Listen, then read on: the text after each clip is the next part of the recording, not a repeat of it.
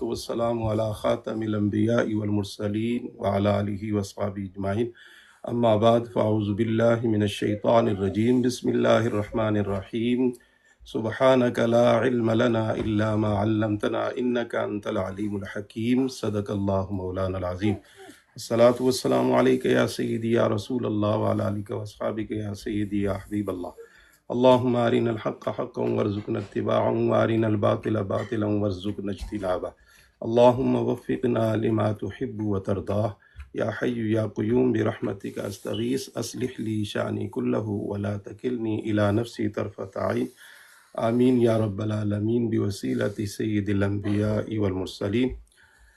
تمام احباب کی خدمت میں سلام کے بعد سب کا شکریہ جو اس وقت پروگرام میں شامل ہو رہے ہیں اور ہمارا پروگرام سن رہے ہیں، سوالات کر رہے ہیں، جوابات لے رہے ہیں، خود سیکھنے اور دوسروں کو سکھانے کا ذریعہ بن رہے ہیں، سب کا بہت بہت شکریہ۔ آپ نے جو سوال کیا کہ بالوں کو کالا کلر کرنا اور کالے کے علاوہ کوئی اور کلر کرنا، اس کے حوالے سے شریعت کیا کہتی ہے، تو بالوں کو کلر کر سکتے ہیں، بالوں کو کلر کرنا منع نہیں ہے، لیکن کالے سے منع کیا گیا ہے۔ ہمارے آقا صلی اللہ تعالیٰ علیہ وآلہ وسلم کی بارگاہ میں جب سیدنا صدیق اکبر رضی اللہ تعالیٰ عنہ کے والد گرامی حضرت ابو قحافہ رضی اللہ تعالیٰ عنہ آئے اور اسلام قبول کیا، تو ان کی داڑھی کے بال سفید تھے، بال سارے جو ہیں وہ سفید تھے، تو ہمارے آقا صلی اللہ تعالیٰ علیہ وآلہ وسلم نے فرمایا کہ ان کے بالوں کو رنگو، کلر کرو، اجتنبوا السواد، لیکن کالے سے بچنا ہے، کالا رنگ نہیں کرنا ہے۔ اور اسی طرح کالے رنگ کرنے پر وعیدات بھی آپ نے فرمائی ہیں، تو لہٰذا کالا رنگ نہیں کر سکتے ہیں، مرد بھی نہیں کر سکتا، عورت بھی نہیں کر سکتی ہے، لیکن کالے رنگ کے علاوہ کوئی بھی کلر جو ہے وہ لگانا منع نہیں ہے، لگا سکتے ہیں۔ جزاکم اللہ خیر، احسن الجزا۔ ہمارے ساتھ موجود ہیں حضرت مولانا سیفی صاحب، تو وہ کوئی سوال کرنا چاہتے ہیں۔ جی سیفی صاحب، آپ سوال کر لیں۔ جی وعلیکم السلام ورحمۃ اللہ وبرکاتہ۔ سب سے پہلے میں شکر گزار ہوں مفتی فاروق نظامی صاحب کا اور آپ کو اور دیگر احباب کا کہ آپ نے یہاں پہ بولنے کا موقع دیا۔ میرا فاروق نظامی صاحب سے سوال تو نہیں ہے، ایک احادیث مبارکہ میری نظروں سے گزری ہے اور وہ کسی نے میرے سامنے پیش کیا اور اس کی شرح مجھے وہ کچھ سمجھ اس طرح سے نہیں آئی ہے، تو وہ میں ان سے تھوڑی سی وضاحت اگر وہ کر دے تو بہتر ہے، نہیں تو وہ پھر مجھے پرسنلی بعد میں بھی کر دے اگر، تو کوئی ایسی بات نہیں ہے۔ حدیث ہے مسند امام احمد بن حنبل کی جو کتاب حدیث نمبر 544 ہے، 544، تو جس کے راوی حضرت سیدنا مولا علی ہیں، اور وہ حدیث کچھ اس طرح سے ہے کہ جب آپ جو ہے وہ خالہ اور پھوپھی زندہ ہوں تو ان کی بیٹیوں سے نکاح نہ کریں، حدیث اتنی ہے۔ تو اس کی آگے مجھے وہ سمجھ نہیں آ سکی اور میں سمجھا نہیں سکا، اور میں نے کہا کہ یہ میں نے آپ سے جو ہے نا دریافت کرنا ہے، تو پھر آگے میں نے وہاں پہ جو ہے نا پیش کرنی ہے۔ جزاکم اللہ خیر۔ جی اس کے حوالے سے وہ حدیث آپ نے خود پڑھی ہے یا کسی نے آپ کو بتائی ہے؟ جی کسی نے مجھے بتائی ہے کہ یہ کیسی ہے، لیکن وہ اس کی شرح مجھے بھی پتہ نہیں تھی، اور وہ آگے پھر اس طرح سے بول رہا تھا۔ ایسا ہے وہ جی علامہ صاحب، یہ ہمارے پاس بھی سوال آیا ہوا ہے۔ اچھا، وہ سوال اس طرح ہے کہ پھوپھی اور خالہ کی موجودگی میں اس کی بھتیجی یا بھانجی سے نکاح نہ کیا جائے۔ جی اصل میں یہی کہنے لگا تھا کہ یہ جس طرح سیفی صاحب بیان کر رہے ہیں یہ کسی نے غلط سمجھا ہے۔ تو اصل مسئلہ یہ ہے کہ جب خالہ ایک آدمی کے نکاح میں موجود ہے اور اسی طرح پھوپھی کسی کے نکاح میں موجود ہے، تو خالہ اور پھوپھی کے ہوتے ہوئے بھانجی اور اس کی بھتیجی کے ساتھ نکاح نہیں کر سکتے۔ ان دونوں کو جو ہے ایک آدمی کے نکاح میں جمع کرنا یہ منع ہے۔ تو یہ اصل مسئلہ اس طرح ہے، حدیث اس طرح ہے، قرآن پاک میں بھی ہے۔ تو ان دونوں کو یعنی پھوپھی اور بھتیجی کو ایک آدمی کے نکاح میں جمع کرنا، اسی طرح خالہ اور بھانجی کو کسی مرد کے نکاح میں جمع کرنا یہ منع ہے۔ اور یہ نہیں ہے کہ اگر خالہ ہے تو اس کی بیٹی کے ساتھ شادی نہیں کر سکتے، پھوپھی ہے تو اس کی بیٹی کے ساتھ شادی کر رہی، یہ سمجھنے میں غلطی ہوئی ہے کسی سے، اور پھر آگے اس نے سمجھا نہیں اور بیان غلط طریقے سے کر دیا۔ تو اصل جو ہے وہ میں نے جو بیان کیا اس طرح ہے۔ جی بالکل، میں نے بھی اسی طرح ان کو بتایا، میں نے کہا اگر وہ پہلے سے نکاح میں ہے تو ایسے نہیں ہے، وہ پھر آگے آپ کو پتا ہے جو ماننے والے نہیں ہوتے انہوں نے اعتراضات کرنے ہی ہوتے ہیں، تو پھر اسی طرح چلو میں نے کہا کہ میں آپ کو پوچھ کے بتا بھی سکتا ہوں، کوئی ایسی بات نہیں السلام ہے۔ علیکم ورحمۃ اللہ۔ وعلیکم السلام ورحمۃ اللہ جی وبرکاتہ۔ شاکر صاحب اور علامہ نظامی صاحب خیریت ہے؟ ٹھیک ہیں آپ دونوں؟ اور الحمدللہ باقی احباب بھی سارے خیر ہی خیریت سے ہیں؟ الحمدللہ۔ اچھا جی، ایک سوال ہے علامہ نظامی صاحب، جی بعض لوگ معراج جسمانی کا انکار کرتے ہیں، کیونکہ یہ معراج شریف کا مہینہ ہے، اس لحاظ سے میں چاہتا ہوں کہ آپ اس پر روشنی ڈالیں ذرا، شکریہ۔ جی، اللہ رب العزت نے قرآن پاک کے اندر حضور نبی کریم صلی اللہ تعالیٰ علیہ وآلہ وسلم کے سفر معراج کو بیان فرمایا ہے، اور سورہ بنی اسرائیل کی پہلی آیت سبحان الذی اسریٰ بعبدہ لیلا من المسجد الحرام الی المسجد الاقصی الذی بارکنا حولہ لنریہ من آیاتنا انہ هو السمیع البصیر۔ اس آیت کے اندر اللہ رب العزت نے اپنے محبوب پاک صلی اللہ تعالیٰ علیہ وآلہ وسلم کے یہ سفر جو ہے وہ ثابت ہے، اور اس کے بعد مسجد اقصیٰ سے آسمانوں کی طرف کا جو سفر ہے وہ احادیث مشہورہ سے جو ہے وہ ثابت ہے، اور پھر سدرۃ المنتہا سے اوپر لامکان تک جو سفر ہے وہ احادیث یعنی احاد یعنی جو خبر واحد ہے اس سے جو ہے وہ ثابت ہے۔ تو یہ جو سارا سفر ہے یہ حضور نبی کریم صلی اللہ تعالیٰ علیہ وآلہ وسلم کے معجزوں میں سے ایک بڑا اور خاص معجزہ ہے۔ تو معجزے کی جو تعریف کی گئی ہے وہ یہ ہے کہ معجزہ ہوتا ہے وہ جو محیر العقول عمل ہو، جو عقل کے خلاف عمل ہو، اور نبی کی اعلان نبوت کے بعد ذات سے صادر ہو، اسے معجزہ کہتے ہیں۔ تو معجزے کی تعریف میں یہ چیز شامل ہے کہ جو چیز عقل میں نہ آ سکے، سمجھ میں نہ آ سکے، مشکل ہو عقل میں سمجھنے میں، اس کو معجزہ کہتے ہیں۔ اب بعض لوگ کہتے ہیں کہ نہیں یہ روحانی معراج ہے، جسمانی نہیں ہے، تو اگر اس کو روحانی مان لیا جائے یا خواب کے ذریعے سے مان لیا جائے تو پھر یہ معجزہ نہیں بن سکتا ہے، جبکہ یہ معجزہ ہے سرکار کا۔ تو خواب میں یا روحانی طور پر مانا جائے تو پھر معجزہ اس طرح نہیں بن سکتا ہے کہ کوئی بھی ذی شعور، کوئی بھی عقل مند اس بات کا انکار نہیں کر سکتا ہے کہ کسی شخص کو خواب کی حالت میں یہ اتنا بڑا، یعنی وہ خواب میں رات کو روحانی طور پر وہ سیر کرے مسجد اقصیٰ سے، مسجد حرام سے مسجد اقصیٰ، پھر آسمانوں، پھر جنت دوزخ کی سیر کرے، اور صبح آ کر بیان کرے کہ میں نے یہ خواب دیکھا ہے، تو کوئی بھی اس کا انکار نہیں کرے گا۔ جبکہ حضور نبی کریم صلی اللہ تعالی علیہ وسلم نے جب آپ نے اس معجزے کا بیان کیا مکہ میں آ کر، تو سارے کافر جو ہیں انہوں نے انکار کر دیا۔ تو اس سے معلوم ہوا کہ کافروں کو بھی جو اعتراض تھا وہ اس پر تھا کہ آپ جسمانی طور پر نہیں اتنا بڑا سفر کر سکتے، روحانی طور پر تو وہ بھی مان لیتے تھے، اور حضور نے بھی آ کر جو خبر دی تو وہ روحانی نہیں دی تھی بلکہ جسمانی دی تھی۔ لہذا حضور کا یہ معجزہ ہے، یہ جسمانی، روح مال جسد یعنی جسم اور روح دونوں کے ساتھ یہ آپ نے سفر کیا ہے، اور یہ آپ کا معجزہ ہے۔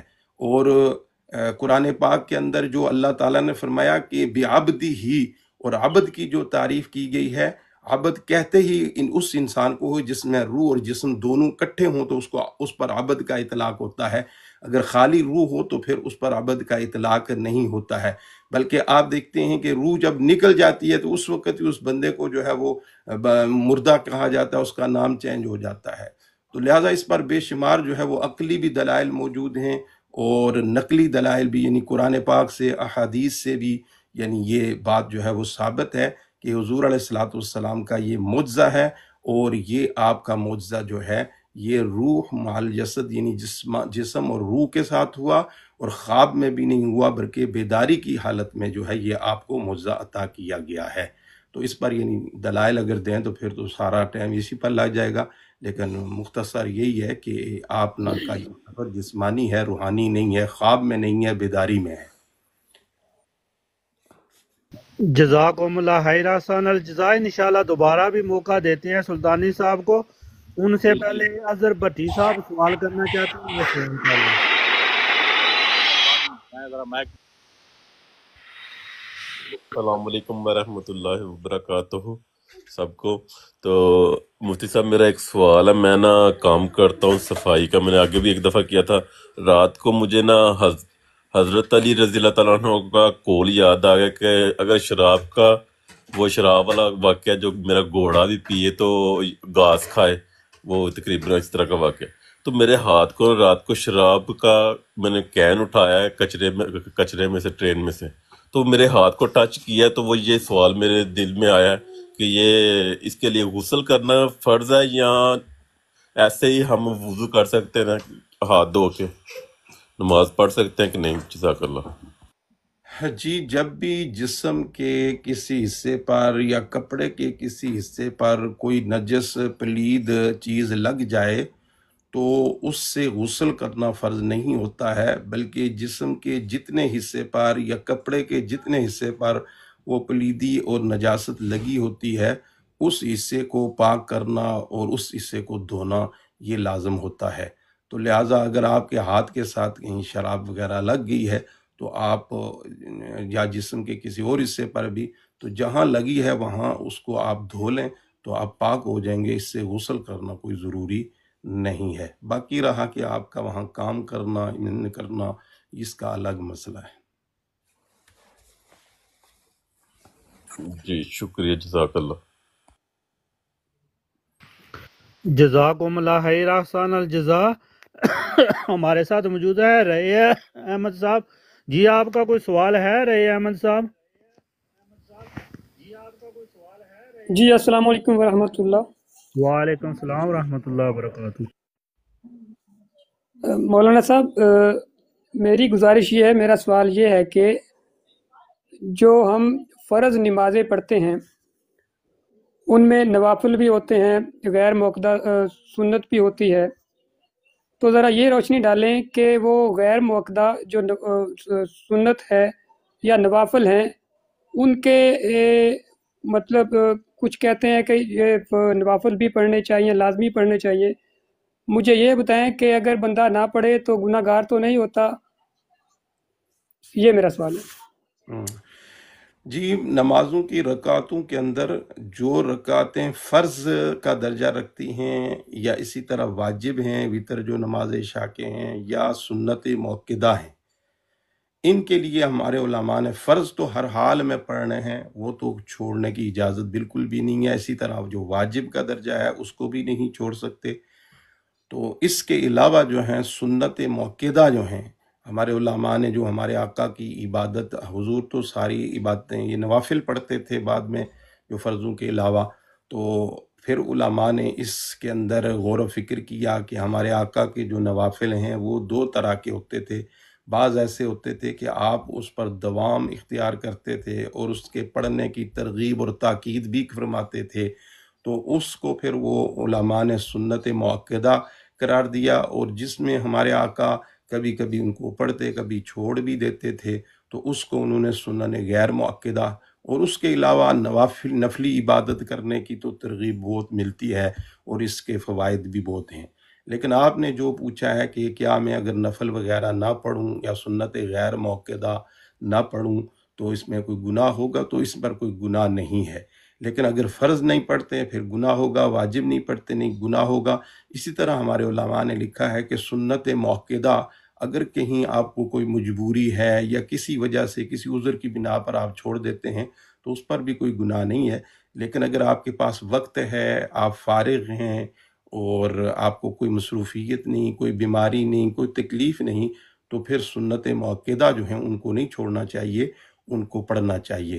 اور اس کے علاوہ بھی جو دوسری سنن ہیں، سنت غیر موقدہ نوافل وغیرہ، اگر آپ کے پاس وقت ہے تو اس وقت کو غنیمت جانتے ہوئے جتنا زیادہ اللہ کی عبادت کرنے کا موقع ملے زیادہ سے زیادہ اللہ کی عبادت کرنی چاہیے۔ اور پھر حدیث پاک میں ہے کہ یہ جو نوافل ہوتے ہیں، اسی طرح یہ جو سنتیں ہیں، یہ فرض کی تکمیل کا باعث بنتی ہیں۔ فرض میں اگر نقص ہے تو اس کو یہ کامل بنانے میں مدد دیتی ہیں۔ اور حدیث پاک ہے کہ قیامت کے دن ایک بندے کے اعمال کو جب تولا جائے گا تو اس کے فرائض وغیرہ جو ہیں اس میں نقص وارد ہو جائے گا، تو فرشتے اللہ کی بارگاہ میں عرض کریں گے مالک اس کے جو فرائض واجبات ہیں اس کے اندر کمی ہے، نقص ہے، تو اللہ رب العزت فرمائے گا کہ اس کے نامہ اعمال میں دیکھو کوئی نوافل وغیرہ بھی ہیں، تو حدیث پاک کا مفہوم ہے کہ بتایا جائے گا اس کے نوافل ہیں، تو اللہ فرمائے گا کہ اس کے جو فرائض میں واجبات میں نقص ہے، نوافل کو ڈال کر اس کو مکمل کر دو۔ تو اس لیے نوافل وغیرہ پڑھنے چاہیے۔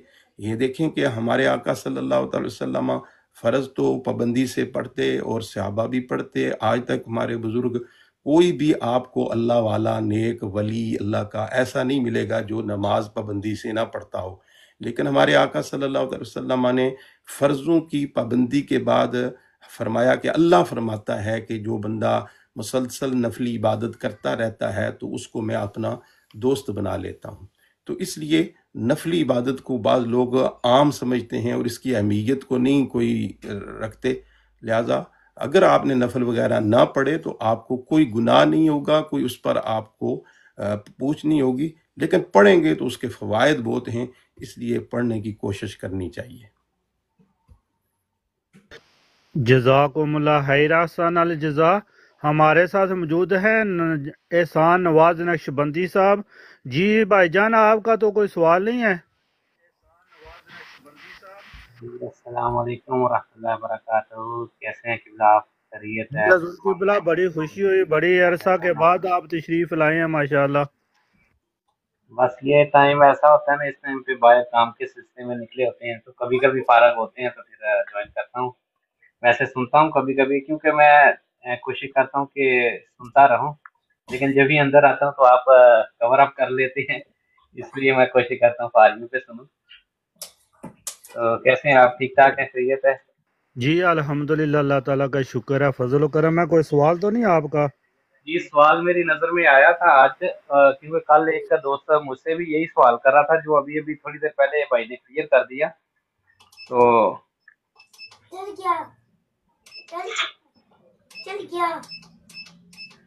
وہ شب معراج کی نسبت سے ہی تھا، تو اگر آپ مزید اس میں کچھ رہنمائی فرما دیں، کیونکہ ایک دوست بول رہا تھا کہ جب آقا کریم صلی اللہ علیہ وسلم شب معراج پہ گئے تو ادھر جا کے اللہ تعالیٰ کی ذات کو کس طرح سے دیکھا، وجود کے ساتھ دیکھا کہ غیر وجود دیکھا؟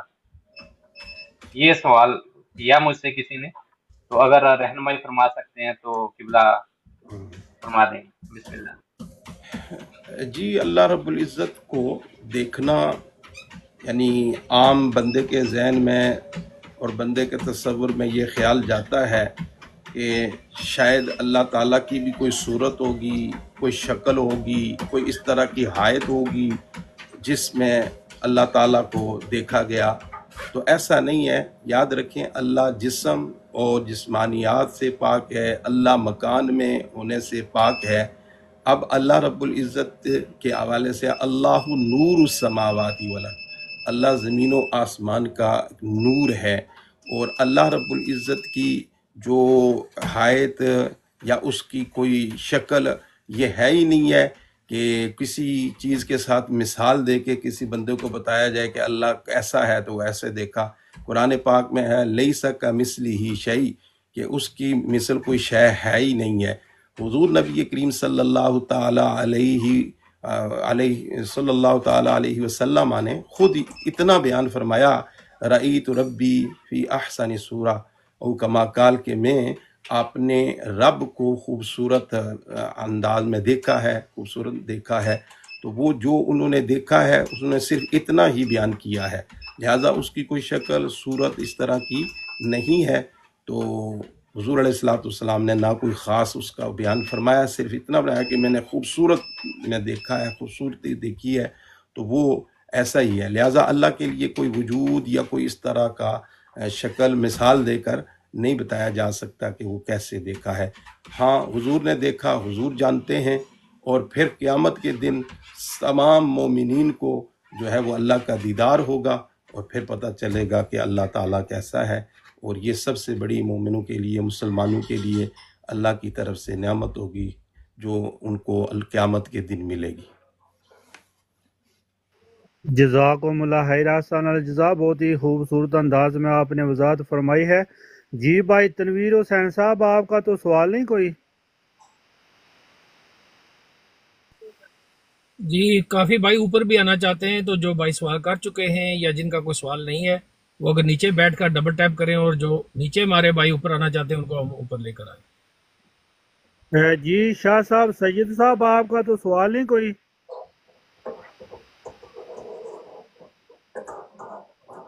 جی سید صاحب، اگر آپ کا کوئی سوال ہے تو مائک آن کر کے کر لیں۔ جی السلام علیکم ورحمۃ اللہ وبرکاتہ۔ وعلیکم السلام ورحمۃ اللہ۔ علامہ صاحب، یہ میرا ایک سوال ہے چھوٹا نماز کے بارے میں۔ آج کل سردی میں اکثر آدمی وضو کرتا ہے اور اس کے بعد اس کو ایسے محسوس ہوتا ہے کہ پھر کیونکہ سردی جو ہے، جب سردی لگتی ہے تو ایسا محسوس ہوتا ہے کہ پھر پیشاب آیا ہوا ہے، لیکن حالانکہ وہ پیشاب کبھی کبھی ہوتا بھی اور کبھی کبھی نہیں بھی ہوتا۔ تو ایسی صورت میں وضو کر کے نماز پڑھنا یا جماعت کے ساتھ نماز پڑھنا، اور اس کو محسوس بھی ہو رہا ہے کہ مجھے شاید پیشاب آیا ہوا ہے، لیکن ہو سکتا ہے نہ بھی ہو پیشاب، تو ایسی صورت میں شریعت کیا حکم دیتی ہے کہ کیا اس کو پھر وضو کر لینا چاہیے یا اس میں پڑھ لینی چاہیے، یا کتنی شدت ہو پیشاب کی تو آپ نماز پڑھ سکتے ہیں؟ کیونکہ چھوٹے پیشاب میں تقریباً آپ کو پتہ ہے کہ آج کل شوگر کے مریض بھی ہوتے ہیں، یا ویسے بھی سردی میں تھوڑا پیشاب کی شدت زیادہ ہوتی ہے، تو ایسی صورت میں کیا کرنا چاہیے، کیا شرعی حکم ہے؟ ہاں جی، اس میں یعنی آپ کے سوال سے جو میں سمجھا ہوں کہ یہ ہے کہ آپ کو پیشاب کی حاجت محسوس ہوتی ہے۔ ایک ہوتا ہے یعنی یہ محسوس ہوتا ہے کہ پیشاب کے قطرے نکل گئے، اس سے یہ نہیں ہے۔ صرف یہ ہے کہ آپ پیشاب کرتے ہیں، اس کے بعد وضو کرتے ہیں نماز پڑھنے کے لیے، لیکن پھر یعنی محسوس ہوتا ہے کہ پیشاب آ گیا ہے۔ تو اب اس کی کیفیت کتنی ہو تو نماز روک کر نہیں پڑھنا چاہیے۔ تو اس میں ہے کہ اگر شدید حاجت ہو جائے پیشاب پخانے کی تو پھر اس کو روک کر نماز پڑھنا مکروہ تحریمی ہے، اور اگر معمولی سی حاجت ہے کہ اتنی شدت نہیں ہے تو اس میں اگر آپ کو محسوس ہوتا ہے تو اگر آپ اس کو روک کے نماز پڑھتے ہیں تو یہ مکروہ تنزیہی کے درجے میں جائے گا۔ اور مکروہ تنزیہی کا مطلب ہوتا ہے کہ اس میں عبادت ادا ہو جاتی ہے، نماز پر کوئی فرق نہیں آتا ہے، صرف یہ ہے کہ شریعت کا مطالبہ یہ ہے کہ اس سے بھی پاک ہو کر نماز، تو اس میں انہی کیفیت کو دیکھا جائے گا۔ اگر تو سخت قسم کی حاجت بن گئی ہے کہ اب آپ کنٹرول کرنا آپ کے لیے مشکل بن رہا ہے تو پھر تو آپ پہلے اس سے فارغ ہوں اور پھر نماز پڑھیں۔ اور اگر ویسے معمولی سا محسوس وغیرہ ہوتا ہے اور آپ سمجھتے ہیں کہ ایسی کوئی شدت نہیں ہے اور آپ کی نماز میں کوئی خلل وغیرہ نہیں ہے، بس ایسے ہی ہے، تھوڑا سا محسوس ہوتا ہے، تو پھر آپ اس سے نماز پڑھ سکتے ہیں۔ جزاکم اللہ خیر احسن الجزا۔ جی عبد الرحیم صاحب، آپ کا کوئی سوال ہے تو سوال کر لیں۔ جی زاہد خان صاحب، آپ اپنا سوال کر لیں۔ جی السلام علیکم ورحمۃ اللہ۔ وعلیکم السلام ورحمۃ اللہ وبرکاتہ۔ جی حضرت، میرا سوال، جس معاشرے میں ہم رہتے ہیں نا، یو کے میں، یورپ میں، اور جب ہم آئے تھے، ہمارے بزرگ آئے تھے، تو ان کی یہی تھی کہ نیت کہ ہم نے اپنا اور اپنے بچوں کا مستقبل کے لیے، روزی روٹی کے لیے، ہم معاشی طور پر کمزور تھے اس لیے آئے تھے، اور ہم نے یہی سوچا تھا کہ ہم اپنے بچوں کا مستقبل بنائیں گے، جائیں گے، کمائیں گے۔ لیکن اگر میں یہ کہوں کہ ہم نے کیا کھویا اور کیا پایا، ہم یہاں آئے اور یہاں آ کے ہی رہ گئے، ہم اپنے بچوں کو، اپنی فیملیز کو بھی یہاں کر لے کر آ گئے، لیکن جب یہاں آ گئے اور ہم نے آتے ہی فیکٹریوں میں جہاں جہاں بھی کام ملا ہم کام میں لگ گئے، اور ہمارے بچے دیکھتے دیکھتے بڑے ہو گئے، ہم مساجد کی طرف نہیں گئے، ہم نے بچوں کی تربیت اس طرح سے نہیں کر پائے جس طرح ہمیں شریعت نے، اللہ اور اس کے رسول کے حکم کے مطابق ہم نہیں کر پائے، اور ہمارے بچے بے روی کا شکار ہو گئے، کوئی ڈرگ میں چلے گئے، کوئی کسی کون سا گناہ جس کا میں ذکر کروں کہ آج ہماری بچیاں بھی، ہمارے بچے بھی، یقین کریں کہ کوئی گوری کے ساتھ ہے، کوئی کالی کے ساتھ ہے، کوئی کسی مذہب کی عورت کے ساتھ ہے، ہماری لڑکیاں بھی، ہماری نوجوان بچیاں بھی ڈرگز میں، بچے بھی ڈرگز میں، اور بچیاں ہماری بھی، اللہ معاف کرے، غیر مذہب کے جو لوگ ہیں ان کے ساتھ رہ رہی ہیں، اور ماں باپ کو پتہ اس وقت چلتا ہے جب पानी सर से ऊपर चला जाता है। जब हमारा बच्चा किसी औरत को लेकर हमारे घर आता है तो फिर उस वक्त हमें होश आती है कि हमने 24/7 जिसको कहते हैं हम काम में लगे रहे और हमने अपने बच्चों की तरबियत नहीं की, और अब माँ बाप खून के आंसू रो रहे हैं कि हमारा अब क्या बने। लेकिन जो तो बिगड़ चुका है वो तो बिगड़ चुका है, लेकिन जो हमारी आने वाली नस्लें, उनके लिए हम कैसे मुस्बत सोच रखें, कैसे उनकी तरबियत करें कि हम आने वाले दिनों में हमारी आने वाली नस्लें, जैसे किसी ने, एक बंदे ने चर्च तक फरोख्त किया तो उसने जो वहां पर लिखा था ना, उसने कहा कि हमने अपने जनरेशन को अब सही तरबियत नहीं की, आज हमारे चर्चेस बंद हो रहे हैं। ये यूके में देखें, हजारों के हिसाब से चर्च हैं और कितने चर्च हैं जो मुसलमानों ने खरीदे और आप वो मसाजिद हैं। और उस गोरे ने यकीन करें कि इतनी प्यारी बात कही कि अगर आप लोगों ने भी अपने आने वाली नस्लों पर गफलत की, उनको वक्त ना दिया, उनकी तरबियत ना की, तो खुदा ना खास्ता ऐसा ना हो कि यहाँ यूके में भी मसाजिद फरोख्त हो जाए, क्योंकि हम तो आज हैं कल नहीं है और आने वाली नस्लों ने ही तो इस्लाम को आगे लेकर चलना है। तो अगर हमने उनकी तरबियत ही ना की, राय रास पर भी ना आए, किसी ने गोरी रखी, किसी ने जिमिकी रखी, किसी ने काली रखी, तो हैज़ अ वालिदैन हमें क्या करना चाहिए, क्या मनसूबा बंदी करनी चाहिए कि हमारे आने वाली नस्लें इस गंदगी से, इस कुफरस्तान है ये, ऐसा माहौल माशरा है कि हमारे बच्चे अपनी फ्रेंड्स की बातें ज्यादा सुनते हैं, माँ बाप की नहीं सुनते। और माँ बाप की सुने कब के, बाप तो 24 घंटे कहाँ पर लगा हुआ है और माँ को पता ही नहीं है। और यकीन करेंगे 20 साल के नौजवान, मैंने 20-25 नौजवानों को मैंने गुस्ल के फराइज पूछे, उन 20-25 साल के नौजवानों को गुस्ल के फर्ज का ही नहीं पता। तो ये बेसिक चीजें ही नहीं हमें पता, जो हम वालिदैन को पता हो तो वो सिखाए ना। सवाल मेरा लंबा हो गया, लेकिन मेरी ये दिल की आवाज है, हमारी रहनुमाई फरमाए कि हम आने वाली नस्लों को कैसे महफूज करें कि हमें खुदा न खासा ऐसा दिन देखना पड़े कि हमें अपनी मसाजिद को भी बंद करना पड़ जाए, ये ना हो। जज़ाकल्लाह। जी ज़ैद साहब, आप का रोना बजा है, और ये रोना सिर्फ आप अकेले नहीं रो रहे, बल्कि बहुत से लोग ये रोना आज रो रहे हैं जिनके अंदर एहसास मौजूद है और एहसास बेदार है। वो तो बहुत परेशान हैं और रोते हैं और परेशानी के आलम में दुआएं भी करते हैं, लेकिन ये भी अल्लाह ताला की तरफ से एक इनाम है, उसका करम है कि एहसास बेदार है। अक्सरियत हमारे मुसलमानों की ऐसी होगी कि उनके अंदर ये एहसास जो है वो भी फोत हो गया है, ये भी ख़त्म हो गया है, और अब वो गुनाह को गुनाह भी नहीं समझते हैं। कहते हैं नहीं बस ठीक है, ऐसा चलता है, ऐसा होता है। ये नमाज़ें पढ़ना, मस्जिदों में जाना, ये कुरान की तिलावतें करना, ये मौलवियों का काम है, मौलवी करते रहें। हम तो आए हैं दुनिया में खाने पीने के लिए, और खाना पीना याशी करना ये है हमारी ज़िंदगी का मकसद, तो हम तो ये करेंगे। तो अगर ये नहीं करना था तो फिर यूके में आए किस लिए? यानी मैं अपनी मिसाल आपको दूं, मैं जब शुरू में आया तो मैंने यहाँ के ताकीक की कि जो ज़बीहा है उसके हवाले से, तो मुझे बताया गया कि यहाँ के जो गोश्त वगैरह है वो यकीनी नहीं है। तो मैंने फिर स्टार्टिंग में तो बिल्कुल नहीं, मैं खाता ही नहीं था यानी गोश्त वगैरह। तो मुझे बहुत से दोस्त कहते थे तो आया किस लिए है इधर, जो खाना नहीं था, तो फिर यहाँ तो बंदा गोश्त ही नहीं खाना, तो फिर इधर किस लिए आए हो? तो इस तरह का जहन बन गया है। लोग कहते हैं कि बस ये जो हम इंग्लैंड में आए हैं, यूरोप में आए हैं, तो मकसद ये है कि आज़ादी चाहिए, यहाँ इन मुल्कों में आज़ादी है तो हम आज़ाद होकर ज़िंदगी गुजारना चाहते हैं।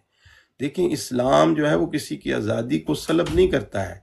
इस्लाम हरगिज़ ये नहीं कहता है कि आप हर वक्त मस्जिद में बैठे रहो, आप हर वक्त जो है वो अल्लाह अल्लाह करते रहो। इस्लाम हमें ज़िंदगी गुजारने का एक तरीका और सलीका बतलाता है कि आपने ज़िंदगी कैसे गुजारनी है, उसमें आज़ादी भी है। और अगर इस्लाम के मुताबिक हम काम करें तो उसके अंदर हमारे लिए बहुत आसानियाँ हैं, आज़ादी हैं।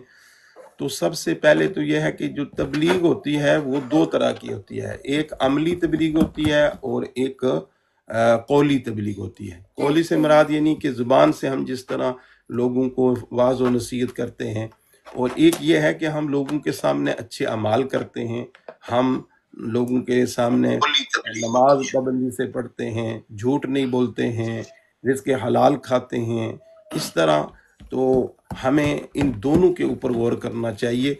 हमें अपने आप सबसे पहले अल्लाह ताला का फरमान है, या अय्युहल्लज़ीना आमनू कू अनफुसकुम व अहलीकुम नारा, ए ईमान वालों अपने आप को और अपने घर वालों को जहन्नम की आग से बचाओ। तो उसमें अल्लाह ताला ने जो तरतीब लगाई है, पहले कहा कि अपने आप को बचाओ। इसका मतलब यह है कि पहले अपनी इस्लाह करो, अपने आप को दुरुस्त करो, और फिर अपने घर वालों को भी जो है वो तबलीग करो, नवाज़ो नसीहत करो और उनको अच्छे रास्ते पर लाओ।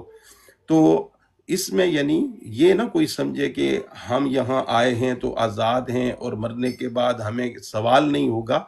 सवाल तो हर किसी से होगा, हर बंदे से सवाल होगा। उसे पूछा जाएगा, बंदे पहले ये बता कि तुझे जो ज़िंदगी दी थी मैंने, अल्लाह पूछेगा कि वो कैसे तूने गुजारी।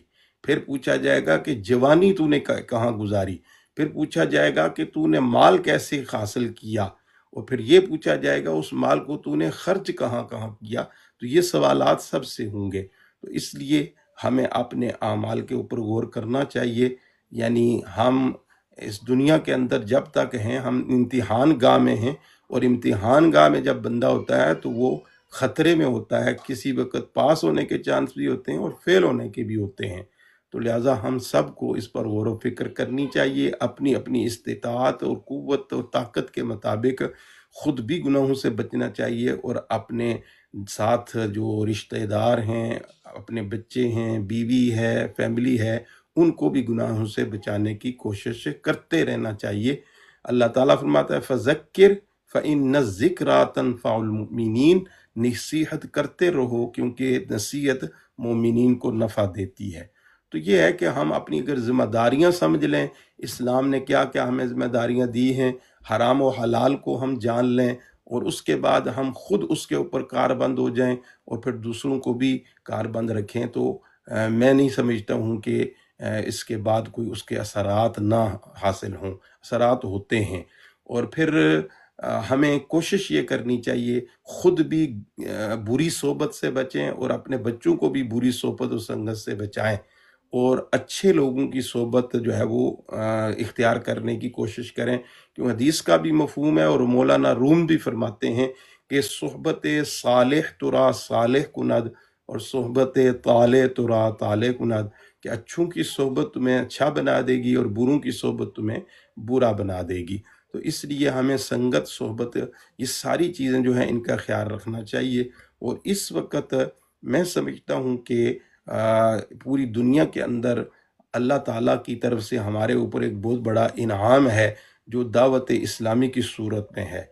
तो हमें कोशिश करनी चाहिए कि अपने बच्चों को दावत इस्लामी के माहौल की तरफ रग़बत दिलाएं और इस तरफ राग़िब करें, क्योंकि ये अब पूरी दुनिया में जहाँ जहाँ जिस तरह के कवायफ हैं, जिस तरह के माहौल की ज़रूरत है, ये कोशिश कर रहे हैं कि उस तरह, उस ज़ुबान में, उस तरीके, उस अंदाज़ में तरबियत की जाए। तो अगर कोई वालिदैन ख़ुद अहलियत नहीं रखते हैं तो वो ख़ुद भी सीखें और अपने बच्चों को इधर लेके जाएं, तो आहिस्ता आहिस्ता इंशाअल्लाह माहौल बदलेगा। और मैंने देखा है जो लोग कोशिश करते हैं, मेहनत करते हैं, उनको उसके रिज़ल्ट मिलते हैं। लेकिन जिन्होंने यहाँ आके मकसद ही बना लिया दुनिया कमानी है, सुबह उठते हैं तो शाम तक चल सो चल, और अगर शाम नहीं तो रात सारी चल सो चल, तो ये ज़िंदगी नहीं है। ज़िंदगी का एक बैलेंस रखें, अपने बच्चों को भी वक्त दें, अपनी फैमिली को भी वक्त दें, और इतना कमाएं कि आपके गुजारा जो है वो अच्छा हो जाए। लेकिन हमारे यहाँ यह है कि हम एक मकान, फिर दूसरा मकान, फिर तीसरा मकान, एक गाड़ी, फिर दूसरी गाड़ी, फिर तीसरी गाड़ी, हम इसी में चलते रहते हैं। और फिर इज़राइल अलैहिस्सलाम तशरीफ़ ले आते हैं, कहते हैं चलो वक्त पूरा हो गया है, और फिर हम अफसोस करते हैं, ओहो वक्त तो पूरा हो गया, सूरज तो ढलने लगा और हमने तो कुछ भी नहीं किया। लेकिन उस वक़्त पछताने का फिर कोई फ़ायदा नहीं है। बहरहाल अल्लाह ताला की बारगाह में दुआ है, और वालिदैन की खिदमत में भी गुजारिश है कि दुआ मोमिन का जो है ये इतिहार है। अपनी बच्चों के लिए, औलाद के लिए दुआएं ज़रूर करें। यानी इस पर तो कोई पाबंदी नहीं है। अगर औलाद बिगड़ जाती है, आपकी इस्लाह वगैरह नहीं कबूल करती है, आपके पास बैठती नहीं, تو آپ اپنی خلوت میں اپنے رب کی بارگاہ میں گڑ گڑا کر دعائیں ضرور ان کے لیے مانگیں. بچوں کو بدوائیں نہیں دینی چاہیے. بعض والدین جو ہے وہ جذبے میں غصے میں آ کر بچوں کو بدوائیں دیتے ہیں. کبھی بھی اپنی اولاد کو بد دعا نہیں دینی چاہیے، وہ دعا ہی کرتے رہنا چاہیے، اچھے کی امید رکھنا چاہیے اور اللہ کی بارگاہ میں گڑ گڑاتے رہنا چاہیے. تو اللہ تعالی ہم سب کو ایمان کی سلامتی کے ساتھ زندگی اور موت نصیب فرمائے. آمین. محمد صاحب ایک سوال ہے زکوٰۃ کے بارے میں، پلیز اس کی رہنمائی فرما دیجیے. آج کل جو ہم یہاں پہ رہتے ہیں، یورپ میں رہتے ہیں یا کہیں بھی، تو ان کے ایک یہاں پہ بھی مکان ہے اور وہاں پہ بھی مکان ہے، وہ کچھ انہیں خالی پڑا ہوا ہے، کچھ کا کرائے پہ چڑھا ہوا ہے. تو کچھ لوگوں کی زمین بھی ہے، اس پہ بھی تھوڑے بہت دانے وغیرہ، گندم وغیرہ فصل جو ٹھیکے پہ آتی ہے وہ ہے. تو کیا اس کی بھی وہی مالیت ہوگی 52 تولے کے برابر ہوگی تو پھر زکوٰۃ دینی پڑے گی، یا وہ جو کرائے پہ چڑھے ہو اس کے میں سے زکوٰۃ چاہے جتنے کی بھی ہے زکوٰۃ دینی پڑے گی؟ اس کی ذرا رہنمائی فرما دیجیے. جی، آپ جب کوئی بھی پراپرٹی وغیرہ کے حوالے سے پراپرٹی جب آپ خریدتے ہیں تو اس وقت اس پراپرٹی کو آپ نے جو خریدا ہے تو کس نیت سے خریدا. اگر آپ نے اس نیت سے مکان، ایک تو آپ کی ضرورت کا ہے جس میں آپ رہ رہے ہیں، اور دوسرا آپ نے جو خریدا ہے اس میں دیکھیں گے کہ آپ نے کس نیت سے خریدا ہے. اگر تو آپ نے اس نیت سے خریدا کہ اس کو میں بعد میں بیچوں گا اور اس پر پرافٹ جو ملے گا اس سے اور کوئی کام کروں گا، تو تجارت کی نیت سے اگر آپ نے خریدا ہے، اور اسی طرح زمین اگر آپ نے خریدی ہے اور تجارت کی نیت سے ہے، یا آپ کی آبائی زمین ہے اور اس میں آپ جو ہے وہ اس سے آپ کو اناج وغیرہ ملتا ہے، آپ کھیتی باڑی کرتے ہیں، تو زمین کا جو ہے وہ تو عشر ہوتا ہے، یعنی جو آپ کو پیداوار اس سے حاصل ہوتی ہے. اگر وہ زمین بارانی ہے، یعنی بارش کے پانی کے ساتھ وہ اناج وغیرہ حاصل ہوتا ہے، تو اس میں عشر ہوتا ہے، یعنی اس کا 10 من پر 1 من اللہ کی راہ میں دینا ہوتا ہے. اور اگر آپ نے ٹیوب وغیرہ لگا کر، موٹریں وغیرہ لگا کر پانی خود لگاتے ہیں تو پھر 20واں حصہ ہوتا ہے، تو یہ زمین کا ہے. اور مکان اگر آپ نے تجارت کی نیت سے لیا تھا، اس نیت سے نہیں خریدا تھا کہ اس کو بعد میں بیچوں گا، تو پھر سال کے بعد اس مکان کی جتنی بھی ویلیو مارکیٹ میں ہوگی اس کے اوپر پھر 2.5% جو ہے وہ زکوٰۃ دینا ہوگی. لیکن اگر مکان آپ نے اپنے رہنے کے لیے خریدا اور یا اس نیت سے خریدا کہ اس کو میں کرائے پر چڑھاؤں گا اور کرایہ جو حاصل ہوگا اس کو اپنی ذات پر استعمال کروں گا، تو ابھی اس صورت کے اندر وہ جو کرایہ وغیرہ ہے اگر وہ آپ کے پاس جمع ہوتا ہے اور جمع ہونے کے بعد وہ 52.5 تولے چاندی کے برابر اس کی قیمت بن جاتی ہے، تو اس صورت کے اندر پھر وہ سال جب گزرے گا تو اس سے جو ہے وہ زکوٰۃ ہوگی.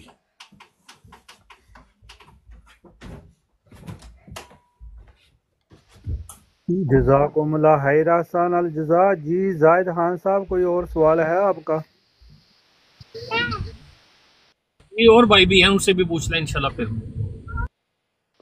جی قاری عمر دراز صاحب، آپ کا کوئی سوال ہے تو آپ پوچھ لیں.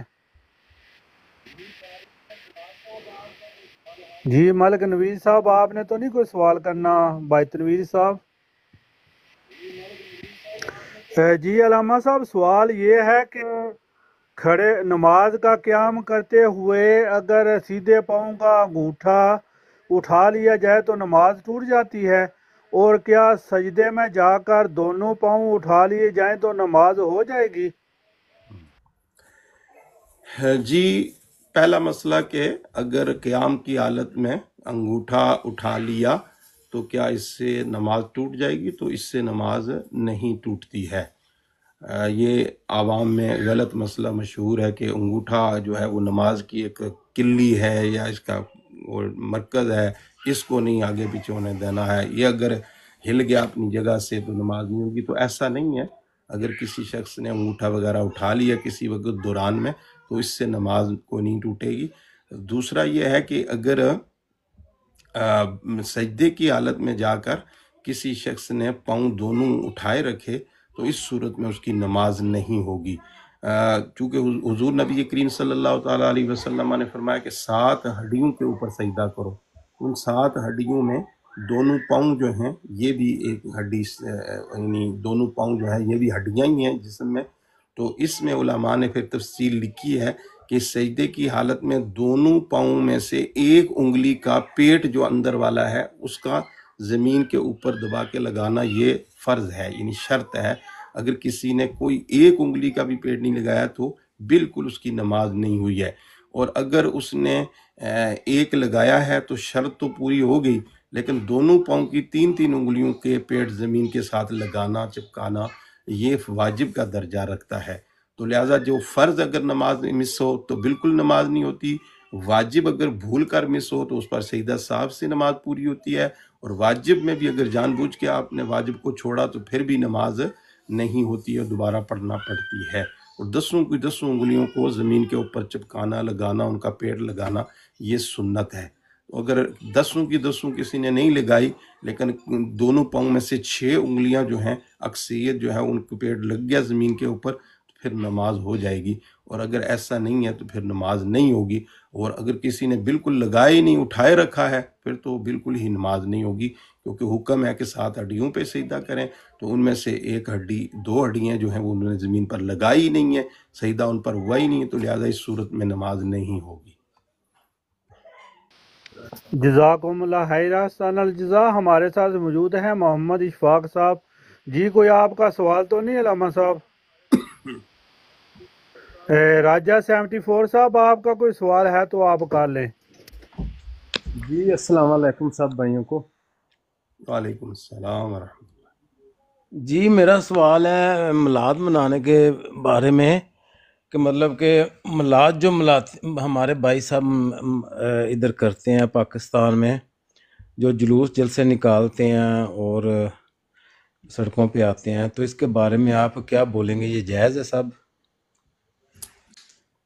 ہاں جی میرے بھائی، اسلام کے اندر ہر چیز کی حد بیان کر دی گئی ہے۔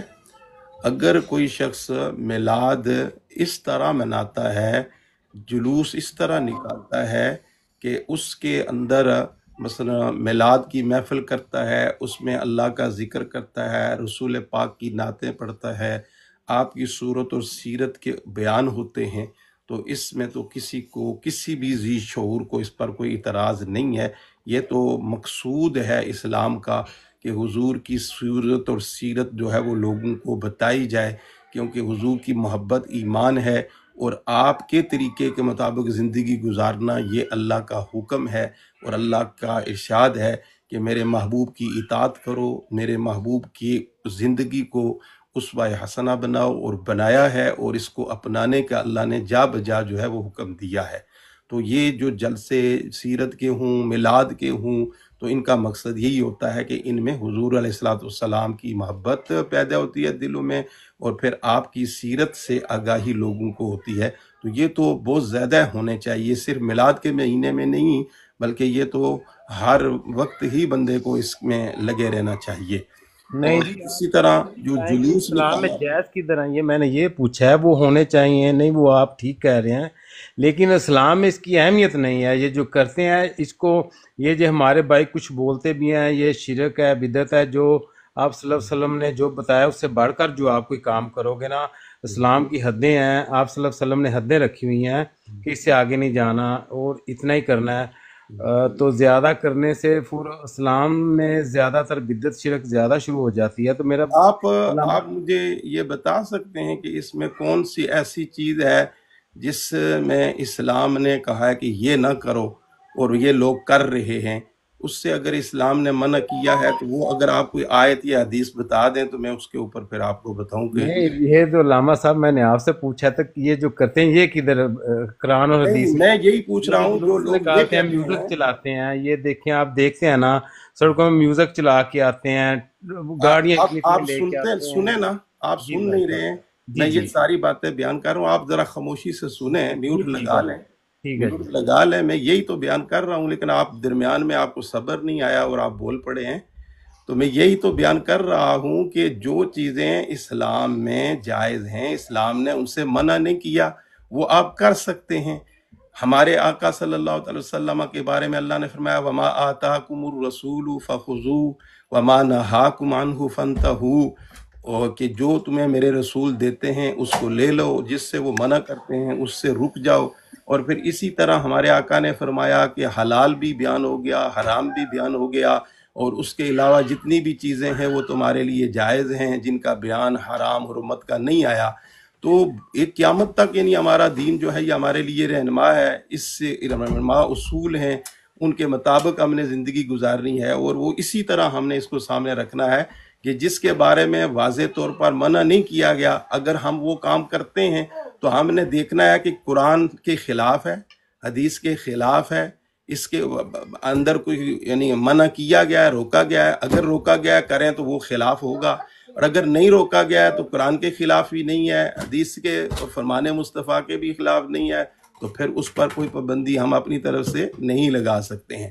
اب رہا کہ جب کوئی جلسہ یا جلوس کرے اور اس کے اندر اگر مثلا میوزک چلاتا ہے تو میوزک اسلام میں منع ہے تو وہ غلط ہے، اس کو روکا جائے گا۔ لیکن اگر وہ مثلا جلوس نکالتے ہیں، اس میں وہ نعتیں پڑھتے ہیں، حضور علیہ الصلوۃ والسلام پر درود و سلام پڑھتے ہیں، تو اس سے تو منع نہیں ہے، اس پر تو کوئی پابندی نہیں ہے، لہذا یہ درست ہے۔ اگر کوئی میوزک چلاتا ہے، ڈھول ڈمک کے باجے بجاتا ہے، ناچ گانے کرتا ہے، عورتیں اس کے اندر مکس کرتا ہے، تو یہ غلط ہے، یہ اس کی اجازت نہیں ہے۔ تو اصول یہی ہے کہ جو چیزیں اسلام میں منع نہیں ہیں اور قرآن و سنت کے خلاف نہیں ہیں، اگر وہ کوئی کرتا ہے تو وہ جائز ہوں گی، اور اگر وہ غلط کام کرتا ہے تو کوئی بھی کرے، کسی وقت بھی کرے، کہاں بھی کرے، وہ غلط ہے، اور غلط کو غلط ہی کہا جائے گا، بے شک وہ اسلام کا نام لے کر کیا جائے یا اپنے ذاتی طور پر کیا جائے، غلط کی تو کوئی سپورٹ نہیں کرتا ہے۔ تو لہٰذا اگر آپ کوئی ایسی بات، جس طرح آپ نے میوزک کا ذکر کیا تو میں اس کو ببانگ دوہل پوری دنیا کے سامنے غلط کہہ رہا ہوں، اسی طرح اور بھی اگر کوئی آپ چیز نشاندہی کریں گے تو میں دیکھوں گا، اگر وہ قرآن و سنت کے خلاف ہے تو میں اسے یہاں بالکل بابانگ دہل غلط کہوں گا، لیکن جو غلط ہے ہی نہیں ہے اور قرآن و سنت کے خلاف بھی نہیں ہے، اس کو اپنی طرف سے غلط کہنا، اس کی بھی تو اجازت اسلام نے نہیں دی ہے نا۔ جی ٹھیک ہے، تو یہ آپ نے کہا کہ اس کی اجازت نہیں دی، تو پھر صحابہ پاک نے اس عمل کو کیوں نہیں کیا؟ ہاں، یہ بات آپ کی درست نہیں ہے، یعنی دیکھیں اس جو وقت گزرتا ہے، ماحول بدلتا ہے، تو لوگوں کے طور طریقے جو ہیں وہ بدلتے ہیں، تو یہ کہنا کہ جو کام صحابہ نے نہیں کیا وہ نہیں کر سکتے، تو آج جو کام ہم بہت سے ایسے کر رہے ہیں جو صحابہ کے دور میں تھے ہی نہیں، صحابہ نہیں کرتے تھے، تو کیا پھر ہم اس اصول کو اپنا کے پھر ہمیں نہیں کرنا چاہیے؟ مثلاً صحابہ کون دیکھیں سی کہ صحابہ گاڑیوں نے کے اوپر سواری نہیں کرتے تھے، صحابہ جو ہے وہ اس طرح ہم جس طرح عیاشیاں کر رہے ہیں، صحابہ اس طرح نہیں کرتے تھے، صحابہ بڑی بڑی کوٹھیاں نہیں گاڑی بناتے کا تھے، جو ہے نا صحابہ بڑے بڑے اثر بنگلے نہیں نہیں ہوتا، بناتے تھے، گاڑی کا ہم اسلام آج میں اثر نہیں بنا ہوتا رہے ہیں، تو لہٰذا علامہ ہم صاحب۔ جو ہے وہ کہیں کہ یہ نہیں جی صحابہ جو ہیں جو انہوں نے کیا وہی کر سکتے ہیں، جو صحابہ نے نہیں کیا وہ نہیں کر سکتے، تو یہ اصول غلط ہے، یہ اصول غلط ہے۔ یا تو یہ ہے نا کہ آپ ایک اصل بنائیں جو قرآن و سنت سے ہے تو اس کو آپ اپلائی کریں، صحابہ کرام کے اگر آپ کہیں کہ وہی کام جو ہے وہ جائز ہے جو صحابہ نے کیا ہے، تو میں اس پر آپ سے سوال کرتا ہوں، یہ کس قرآن کی آیت میں لکھا ہے کہ وہی کر سکتے ہیں جو صحابہ نے کیا، اور جو صحابہ نے نہیں کیا وہ نہیں کر سکتے؟ یا کس حدیث میں یہ ہمارے آقا نے کہا کہ جو کام میرے صحابہ کریں گے وہی تم نے کرنا ہے، اس سے ہٹ کر تم نے کوئی کام نہیں کرنا ہے؟ اگر آپ اس طرح کی کوئی آیت یا حدیث لے آئیں تو میں اس کو بالکل مانوں گا اور میں اس پر جو ہے وہ عمل بھی کروں گا، لیکن ایسا نہیں ہے۔ ہمیں اسلام نے زندگی گزارنے کے اصول دیے ہیں، اور ان اصولوں کے تحت جو ہے وہ جو زمانہ بدلے گا، اعمال کے طور طریقے بدلیں گے، خوشی منانے کے طریقے بدلیں گے، غم کے طریقے بدلیں گے، تو ان طریقوں کو دیکھنا ہے کہ قرآن و سنت کے خلاف ہیں، اسلام کے خلاف ہیں، ان کو نہیں اپلائی کیا جائے، نہیں مانا جائے گا۔ لیکن اگر قرآن و سنت کے خلاف نہیں ہے، اسلام نے اس سے روکا نہیں ہے، تو وہ ایک نیا کام بھی اگر ہوگا تو اس کو جو ہے وہ کرنے میں کوئی حرج نہیں ہے، اس کی اسلام نے ہمیں اجازت دی ہے، پابندی نہیں لگائی ہے۔ جزاکم اللہ خیر، احسن الجزا۔ ہمارے ساتھ موجود ہیں نفیس احمد صاحب جی، آپ کا کوئی سوال تو نہیں ہے؟ میں نے کمنٹ کیا تھا لیکن آپ نے وہ ڈیلیٹ کر دیا، اس کا جواب ہے۔ نہیں میں نے نہیں دیکھا، آپ ابھی بول کر بتا دیں کیا تھا۔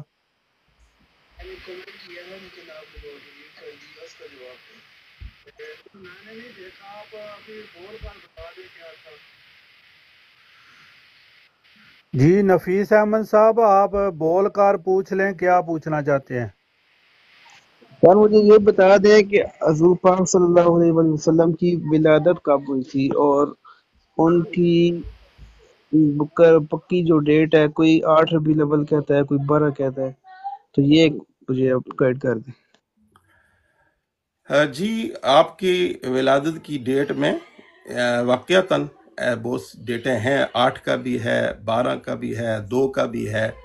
تو دیکھیں کہ 12 کی جو ہے یہ عوام کے اندر مشہور ہے، اور جو ایک مرتبہ کوئی چیز عوام کے اندر شہرت پا جائے تو پھر اس کو اپنانے میں کوئی حرج نہیں ہے۔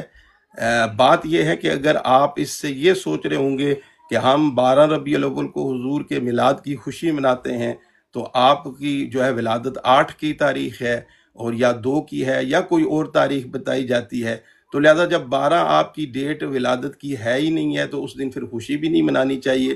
تو اس پر ہم یہ کہتے ہیں کہ حضور نبی کریم صلی اللہ علیہ وسلم کی ولادت کی ڈیٹ میں جب اختلاف ہے، 12 کی بھی ہے، 8 بھی کی ہے، 2 بھی ہے، تو لہٰذا جو بندہ 2 کو صحیح سمجھتا ہے وہ 2 تاریخ کو آپ کے میلاد کی خوشی منا لے، جو 8 کو صحیح سمجھتا ہے وہ 8 کو منا لے، اور جو 12 کو صحیح سمجھتا ہے وہ 12 کو منا لے۔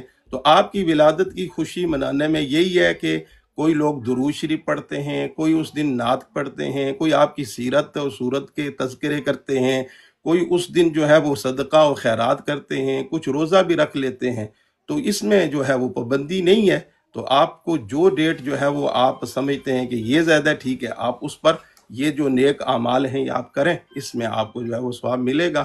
تو 12 ربیع الاول جو ہے یہ زیادہ مشہور ہے، اور باقی ڈیٹیں بھی جو ہے بعض کتابوں میں ہیں، تو یہ کوئی اختلاف والی بات نہیں ہے۔ اور جس حضور پاک صلی اللہ علیہ وسلم جب دنیا سے پردہ کر گئے، وہ تاریخ بھی بتا دیں۔ جی اس کے حوالے سے بھی یہی ہے کہ آپ کا جو وصال ہے وہ 12 ربیع الاول ہی ہے، اور اس کے علاوہ اور بھی اس میں بھی یعنی ڈیٹیں جو ہیں وہ مختلف آتی ہیں، مشہور جو ہے وہ 12 ربیع الاول بھی آتا ہے، تو لہٰذا اس میں بھی کوئی ایسا مسئلہ نہیں ہے۔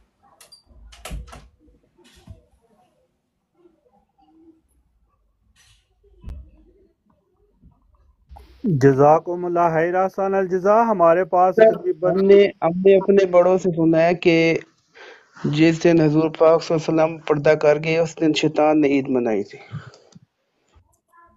شیطان نے عید منائی تھی؟ آپ نے اپنے بڑوں سے سنا ہے تو وہ بڑوں کا جو ہے نا وہ بیان کرنا، اپنی طرف سے بیان کرنا، یہ ان کا اپنا ہے۔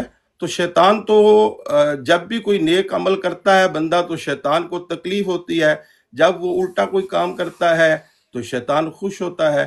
تو اس لحاظ سے شیطان کو اگر اس دن خوشی ہوئی تھی، اس نے عید منائی تھی، تو اس نے تو اس لیے منائی ہوگی کہ اب جو ہے وہ یہ چلے گئے تو نیکی کا دروازہ بند ہو گیا ہے۔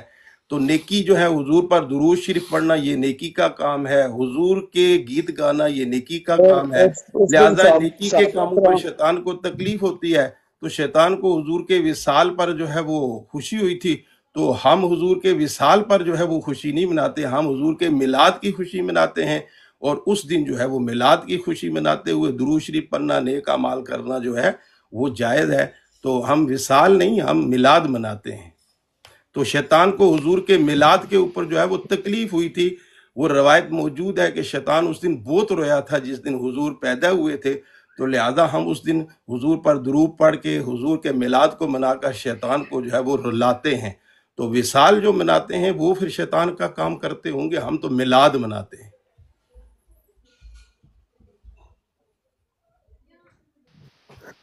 جزاکم اللہ خیر، احسن الجزا۔ ہمارے پاس تقریباً 3-4 منٹ ہیں، اگر کوئی اور بھی سوال کرنا چاہے تو سوال کر سکتے ہیں۔ آخری سوال کی طرف چلتے ہیں کہ علامہ صاحب، جی نفیس احمد صاحب۔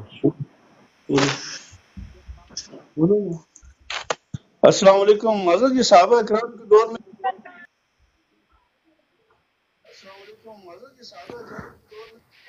جی حاجی عبد القدوس صاحب، آپ مائک دوبارہ آن کریں، مائک بند ہو گیا آپ کا۔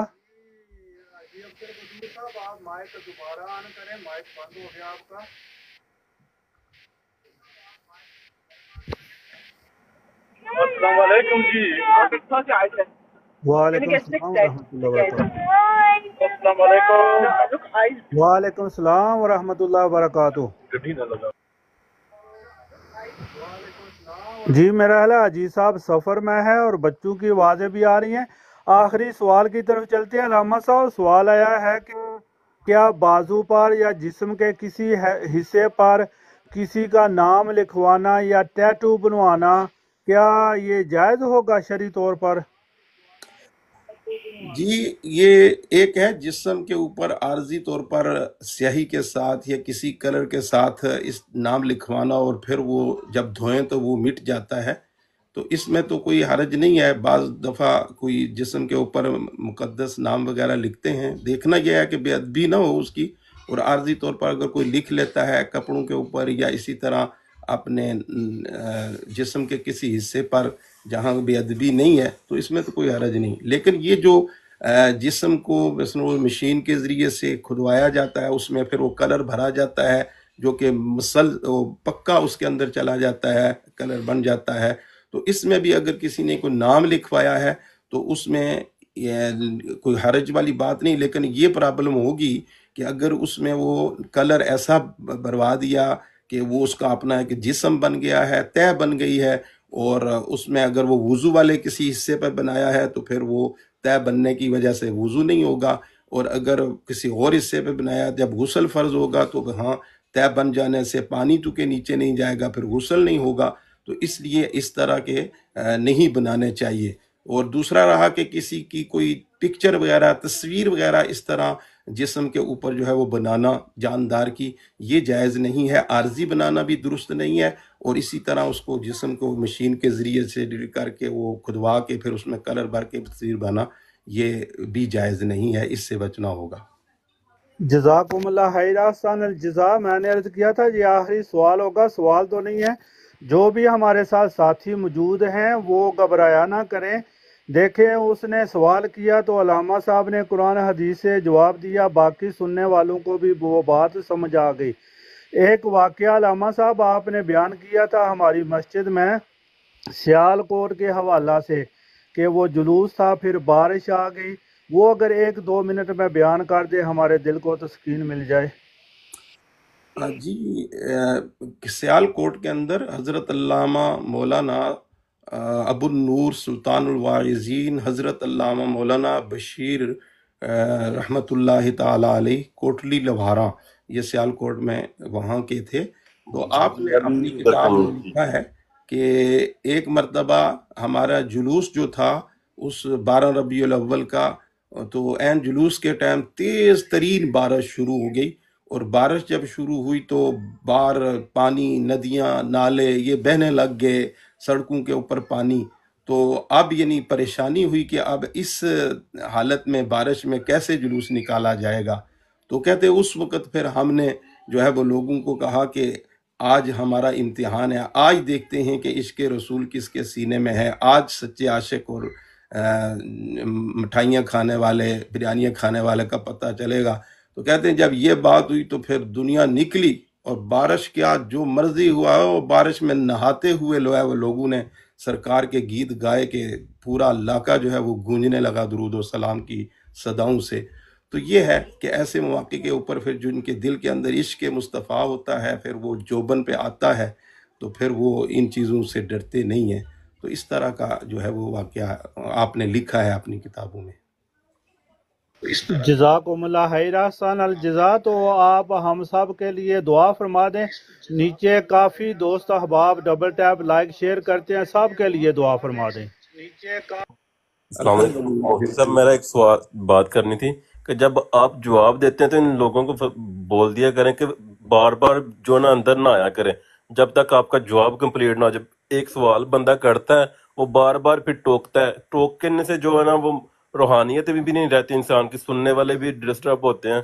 तो प्लीज इनसे क्या करें कि आप पहले अपना जवाब, जब बात चल पड़ी है तो फिर सुन के फिर जब रुकते हैं फिर अपना कोई ज्यादा ऐड कर लें प्लीज। शुक्रिया, जज़ाकल्लाह। जी बहुत शुक्रिया। खैरन अल जज़ा।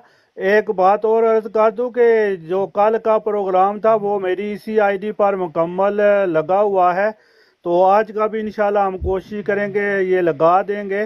तो जितने भी हजरात हैं अपना सवाल दोबारा सुनने के लिए हमारी इस आईडी से वो क्लिक करके सुन सकते हैं। जी अलामा साहब आप कुछ फरमा रहे थे।